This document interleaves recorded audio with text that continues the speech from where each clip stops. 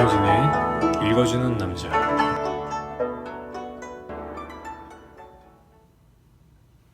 네, 여러분 안녕하세요. 김성진의 읽어주는 남자의 김성진입니다. 이번 시간에 여러분과 함께 읽어본 책은 나이트 서커스라는 책이에요. 제가 원래 책을 읽을 때 종이책이 아닌 전자책으로 읽는 게 습관이 되어 있는데, 이번에 종이책을 이렇게 가져온 이유는 이 나이트 서커스라는 작품이 타임즈에서 선정한 100대 책 중에 하나였어요.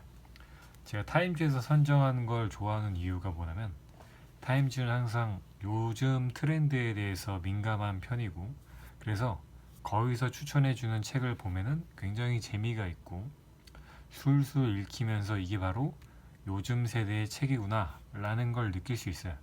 그래서 타임즈 말고 이제 보통 무슨 상을 받았다 뭐 이런 책들을 보면 너무 지루한 부분이 좀 많아가지고 보면 실망하는 경우가 굉장히 많아요. 하지만 타임즈에서 선정한 책들은 실망하지 않습니다. 보면 빠져들어요. 이거를 함께 해보시면 누구나 다 아마 공감을 하실 거예요. 그 중에서도 제가 나이트 서커스라는 책을 선택하게 된 이유는, 이 소설 작가분이 에린 모겐스턴이라는 작가분인데, 이분의 글쓰기 방법이 약간 동화처럼 쓰는 그 작법 능력이 있으세요. 그래서 문체가 굉장히 뭔가 몽환적이고 전체 연령이 즐기기에 좋게 글을 쓰시는 그런 스타일이기 때문에 누구든지 책을 펼치면 흡입을 할 수 있는 그런 종류의 책을 쓰시는 분입니다. 그래서 이 나이트 서커스라는 책을 제가 처음 읽게 됐는데, 이 책 같은 경우에는 뭔가 저한테 주는 그런 느낌이 있어요. 어떤 느낌을 주냐면, 저희가 사실 다들 동화를 좋아했죠, 어렸을 때. 근데 나이가 들면서 동화를 읽지 않죠. 하지만 이 현실 세계를 살아가면서 현실을 잊을 만한 무언가를 찾곤 하죠.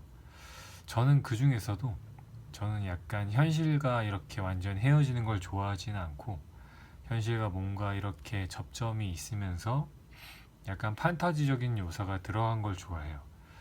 그래서 제가 약간 SF를 도전을 좀 해봤다가, SF는 너무 지루하고 내가 원했던 그런 환상적인 세계관을 좀 보여줬으면 좋겠는데 이론이 너무 길고, 그래서 그 이론을 모른 채로 보기에는 뭔가 책을 완전히 내 것으로 만드는 것 같지도 않다는 그런 느낌이 들어서 현대 판타지가 나에게 맞구나라는 걸 최근에 찾게 되었습니다. 그래서 이 나이트 서커스라는 책은 바로 저의 이런 현대 판타지에 대한 느낌을 제대로 살려주는 그런 작품이더라고요. 읽다 보니까 너무 빠져들어요.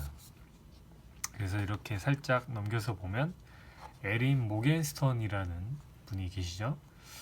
이분이 바로 어떤 작품이든 간에 동화로 표현을 하는 그런 멀티미디어 아티스트예요. 저도 약간 지향하는 쪽이 멀티미디어 아티스트를 지향을 하는데, 저의 첫 시작을 책으로 하겠다고 제가 마음을 먹었기 때문에 책 다음에 어떤 아트로 또 이제 변화를 할지는 아직은 결정을 하지 않았지만, 일단 책으로 한번 현대 판타지 쪽으로 파는 걸로 제 방향을 잡았어요.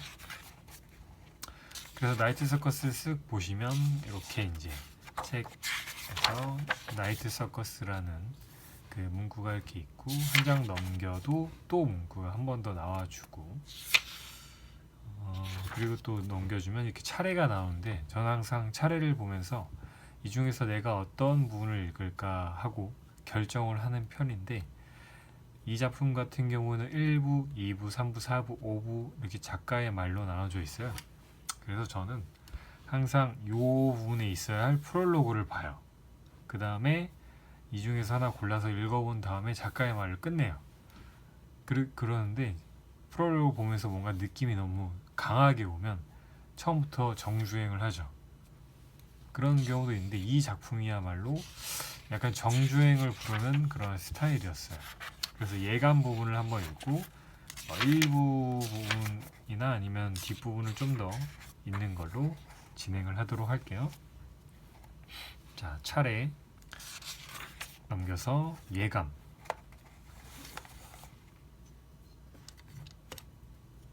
서커스는 예고 없이 찾아온다. 예고도 없고 시내의 벽기둥이나 광고판에 전단이 붙지도 않고 지역 산문에 단신이나 광고가 실리지도 않는다. 어제까지는 그 자리에 없었는데 그냥 나타난다. 우뚝 솟은 천막들에는 흰색과 검은색 줄무늬뿐 금색도 진은색도 보이지 않는다. 주위 나무들과 벌판의 풀을 제외하면 아무 색도 없다. 회색 하늘에 검은색과 흰색 줄무늬만 있다. 무채색 세상의 크기도 모양도 가지각색인 수많은 천막이 정교한 연철 울타리에 에워싸여 있다. 밖에서는 잘 보이지 않지만 페인트 칠을 했는지 가루를 뿌렸는지 아니면 마술을 부렸는지 땅바닥도 검은색이나 흰색이다. 하지만 문은 열리지 않았다. 아직은 아니다. 몇 시간 만에 온 마을에 소식이 전해진다. 오후가 되자 다른 마을들에도 퍼진다. 입소문이 팸플릿이나 포스터의 활자와 느낌표보다 더 효과적이다. 신기한 서커스의 갑작스러운 등장은 근사하고 색다른 소식이다.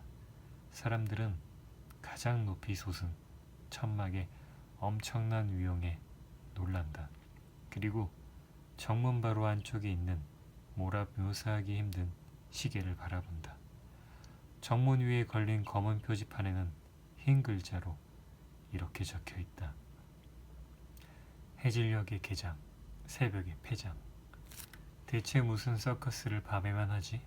사람들이 묻는다. 아무도 답을 모르지만 황혼이 다가오자 정문 밖에 많은 사람이 모여든다. 물론 당신도 그들 사이에 있다. 흔히 그렇듯 호기심이 당신을 압도한 것이다. 당신은 어스름한 빛 속에 서서 쌀쌀한 저녁 미풍에 스카프를 여기며 대체 무슨 서커스이기에 해가 진 다음에야 시작하는지 보려고 기다린다. 정문 뒤로 분명하게 보이는 매포소는 빗장이 걸린 채 닫혀 있다. 천막은 바람에 살짝 물결질 뿐 꼼짝하지 않는다. 서커스장 안에서 유일하게 움직이는 것은 1분 지날 때마다 째깍거리는 시계뿐이다. 그런 놀라운 조각품을 시계라고 부를 수 있다면 서커스장 안은 아무도 없이 텅 비어있는 듯 보인다. 하지만 당신은 가을 나뭇잎의 바삭한 향기 속에서 저녁 미풍에 필려오는 캐러멜 냄새를 맡을 수 있다. 냉기 언저리의 감도는 은근한 달콤함. 해가 지평선 아래로 완전히 사라지자 남아있던 햇빛마저 점차 사그라진다. 기다림에 지친 사람들은 괜스레 이리저리 발을 놀리며 그만 포기하고 저녁을 보낼 따뜻한 곳을 찾아볼까 중얼거린다. 당신도 그만 돌아갈까 고민하는 참이다. 먼저 펑하는 소리가 난다. 바람 소리와 말소리 때문에 겨우 들린다. 찬물이 막 끊기 시작한 주전자에서 나는 것 같은 부드러운 소리. 그리고 불이 켜진다. 마치 온 서커스장이 밝은 반딧불로 덮인 것처럼 천막들 위로 꼬마 전구들이 깜빡이기 시작한다. 기다리던 사람들이 불빛을 보고 조용해진다. 근처에 누군가가 헉 숨을 들이쉰다. 어린아이가 신이 나서 박수를 친다. 밤하늘을 배경으로 모든 천막이 환히 빛나면서 표지판이 나타난다. 정문 꼭대기에 꼬불꼬불한 철제 장식 뒤에 숨어 양쪽으로 늘어져 있던 반딧불이 같은 전구들이 살아나서 깜빡거린다. 전구에 빛이 들어오자 펑펑 소리가 나고 몇 개는 연기를 조금 내뿜으며 하얀 불꽃을 떨어뜨린다. 정문 근처의 사람들이 몇 걸음 물러난다. 처음에는 불빛이 두서없이 반짝인다. 그러다 더 많은 전구가 점화되면서 글자들이 하나둘 나타난다. 제일 먼저 C가, 그리고 뒤따라 더 많은 글자들이 보인다. 하나의 Q와 몇 개의 E. 마지막 전구에 펑하고 불이 들어오고 전기와 불꽃이 사라지자 마침내 이 정교한 전광 표지를 읽을 수 있다. 더 잘 보기 위해 왼쪽으로 고개를 기울이자 이런 글자가 눈에 들어온다. 르 시르크데 레브.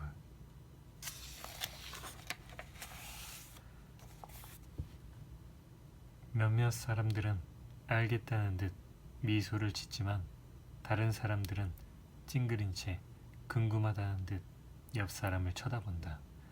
당신 근처에 있는 한 아이가 엄마의 소매를 잡아당기며 무슨 말인지 물어본다. 꿈의 서커스야. 엄마가 대답한다. 소녀는 기뻐하며 미소 짓는다. 그때 철문이 덜컹거리더니 자물쇠가 풀린다.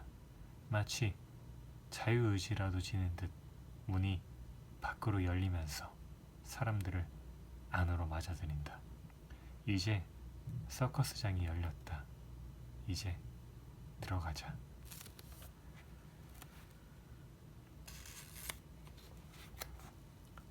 일부 태동.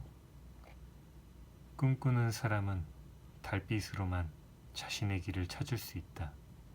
그에게 형벌은 세상을 마저 다 보기 전에 여명을 보는 것이다. 오스카 와일드 1888년.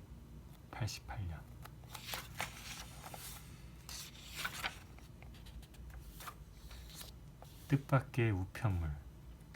마법사 프로스페로라고 선전되는 남자는 극장 사무실을 통해 많은 편지를 받지만 자살한 사람의 유서가 든 봉투를 받기는 처음이다. 그것도 5살배기 여자아이의 코트에 핀으로 꽂혀 배달된 편지는. 매니저가 아이의 손을 잡자 아이의 작은 손가락이 그의 손 안에서 힘없이 늘어진다. 극장이 따뜻한데도 아이는 코트를 벗지 않는다. 그가 이유를 묻자 아이는 단호하게 고개를 한번 저을 뿐이다. 아이는 문이 열리기도 전에 그가 온 걸 알아차린다. 고양이처럼 조용히 몇 번 왔다간 매니저의 신중한 발걸음과는 달리 그의 발걸음은 육중하게 복도에 울려 퍼진다. 그는 아이의 코트에서 봉투를 떼어낸다. 이제 단추에는 핀만 단단히 꽂혀 있다. 봉투 옆면에는 마술사의 예명과 극장 주소가 적혀 있지만 안에 든 편지에는 헥터 보엔이라는 그의 본명이 적혀 있다. 그는 건성으로 편지를 읽는다. 감정적 충격을 기대했던 편지 작성자의 의도는 결국 비참하게 실패한다. 아이가 다시 그를 올려다본다. 곱슬머리 아래에 검은 눈이 가늘어진다. 마술사의 얼굴에서 미소가 사라진다. 그가 얼굴을 찡그리며 책상을 다시 바라보자 쏟아졌던 차가 마룻바닥에서 데오른다. 금이 가고 깨졌던 자기 조각들이 액체 주위에 모여들어 저절로 붙는다. 찻잔은 다시 완전한 모습으로 받침에 놓이고 약한 증기가 소용돌이 치면서 허공으로 올라간다. 마술사는 몇 주 동안 몇 번이나 아이의 이름을 다시 지으려 시도해보지만 아이는 실리아 외에는 어떤 이름에도 대답하지 않는다. 몇 달 후 마술사는 아이가 준비되었다는 생각이 들자 편지를 쓴다.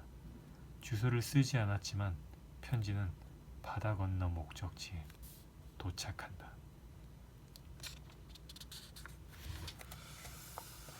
네, 여러분. 이렇게 짧게 한번 읽어봤는데, 이 느낌을 좀 더 살렸으면 좋겠는데, 아직 너무 적게 읽어서 그 느낌을 제가 살려내지 못한 것 같아서 조금만 더 읽어보도록 할게요. 살짝 읽은 다음에 뒤에 있는 에필로그나 아니면 작가의 말을 읽어보도록 하겠습니다. 이 부분을 한번 쫙 읽어볼까요? 문장실에서 헥터 보엔이 혼자 깔깔대는 동안 그의 딸은 구석에 조용히 서서 손가락의 흉터를 들여다본다.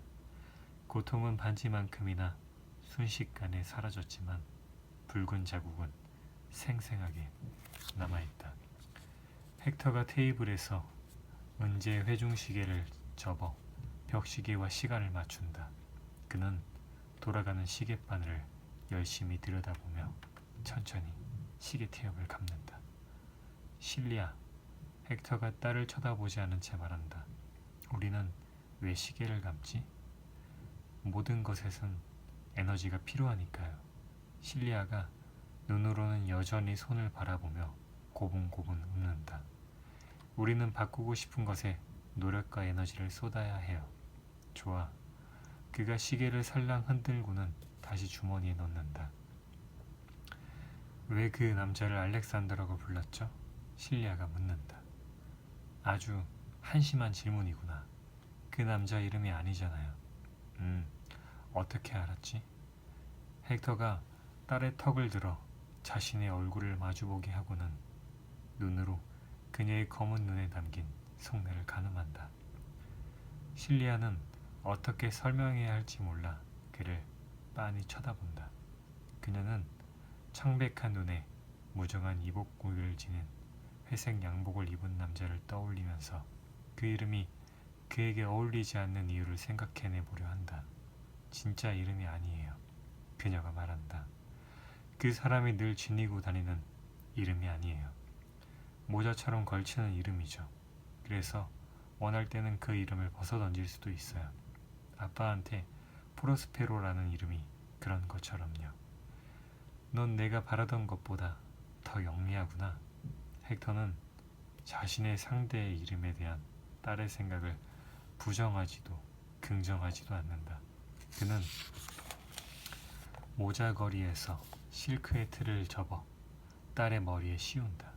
모자가 스르륵 내려가면서 의문에 찬 실리아의 눈이 검은 실크 쇠장 속 어둠에 갇힌다.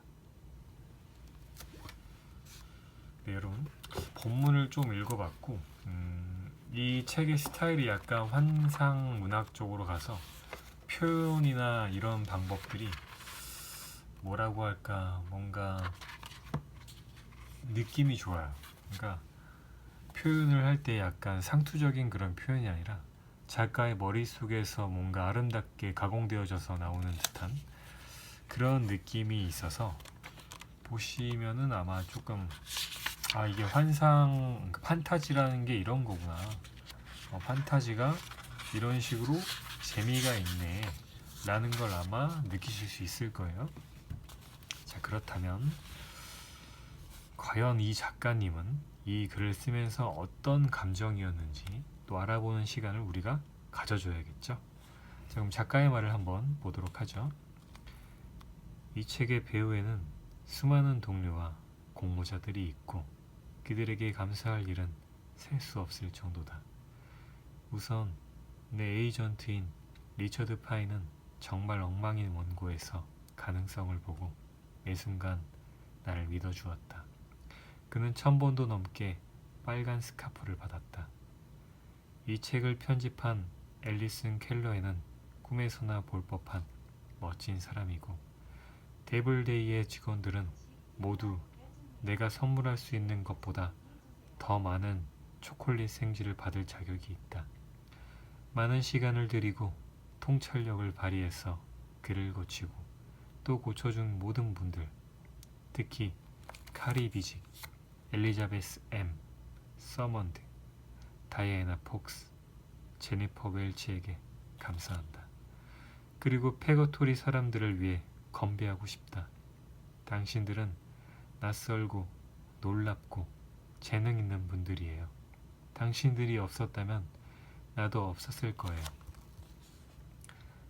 카일 캐시디 덕분에 나는 엉겹결에 빈티지 만년필을 샀고 그 만년필로 사부의 상당 부분을 집필했다. 그래서 나는 그에게 작가의 말에 그의 이름을 언급하겠다고 말했다. 그는 농담으로 생각했겠지만 서커스도 내게 큰 영향을 주었지만 블랙 피니스의 엘커미 랩의 후각 천재들과 펀치 드렁크 극단의 이머시스 방식은 특별한 영향을 미쳤다. 매사추세츠 주 케임브리지의 아메리칸 레퍼토리 시어터에게 감사드린다. 마지막으로 피터와 클로비아에게 무한한 감사를 보낸다. 피터가 아니었다면 이 책은 이 세상에 태어나지 못했을 것이고 클로비아 덕분에 이 책은 내가 생각했던 것보다 훨씬 좋아졌다. 난 두 사람을 정말 좋아한다. 라고 쓰셨네요. 역시 뭘 느꼈냐면 작가님은 감사하는 게 생활이 돼 있는 그런 분이세요. 제가 좋아하는 글 쓰는 방식이 약간 문체가 예쁜 걸 좋아하거든요.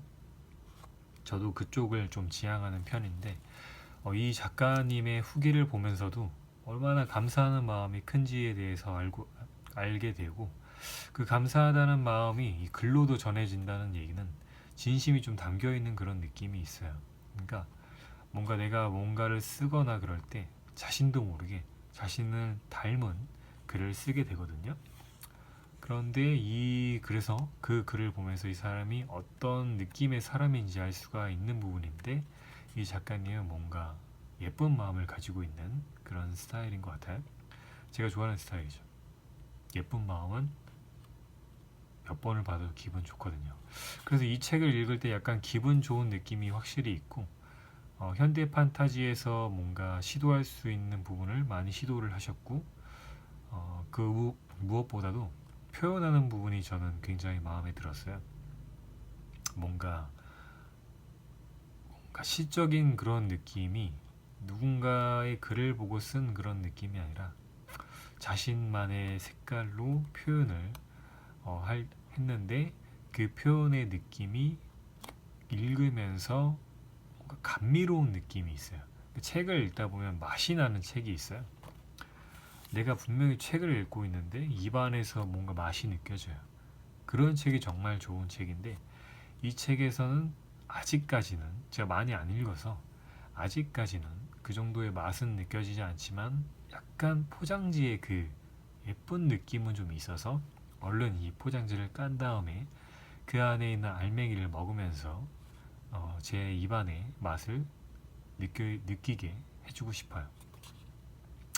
오랜만에 좋은 책을 봐서 참 기분이 좋은 그런 순간이에요. 제가 SF 좀 문학상 받은 걸 도전하다 실망을 너무 많이 해가지고 SF는 이제 쳐다를 좀 안 보려고 하고 있는 중이에요. SF를 너무 어렵게 제가 원하는 SF는 재밌는 SF인데 너무 어려운 SF들이라서 약간 공각기동대나 아니면 카우보이 비밥 같은 그런 재밌는 SF를 써주면 너무 좋을 텐데 그런 책은 제가 아직 못 봐서 만약에 그런 책을 알고 계시면 알려주셨으면 좋겠습니다. 한번 읽어보고 그쪽 방향의 SF를 제가 한번 써보는 것도 도전해 볼 만한 일이겠죠. 그래서 이번 시간의 숙제는 뭐냐면 아름다움을 느끼는 게 숙제예요. 뭐 저 같은 경우는 이 책을 통해서 아름다움을 지금 느끼고 있는 중이기 때문에 뭐 책을 통해서 아름다움을 느끼셔도 좋고 아니면 뭐 그림을 통해서 아름다움을 느끼셔도 좋고 아니면 뭐 글을 잠깐 적어 보셔서 나의 글에서 아름다움을 느끼셔도 좋고 그래서 나는 어떤 것들에 대해서 아름다움을 느꼈는지 그리고 그 종류가 저는 약간 현대 판타지 종류 쪽이었으면 좋겠어요. 그래서 약간 현대 판타지 같은 장르의 뭐 그림이나 음악이나 영화나 드라마나 책이나 아니면 음악을 들으시면서 느끼는 감정을 느끼시고 그 감정을 댓글로 적어보는 그런 시간 가졌으면 좋겠습니다. 그래서 이번 책을 통해서 제가 내드리는 숙제는 아름다움을 무엇이든 간에 상관없이 늦게 보는 시간을 일부러 가져보는 것입니다. 그렇다면 들어주셔서 감사하고 봐주셔서 감사합니다. 다음 시간에 또 만나요. 안녕.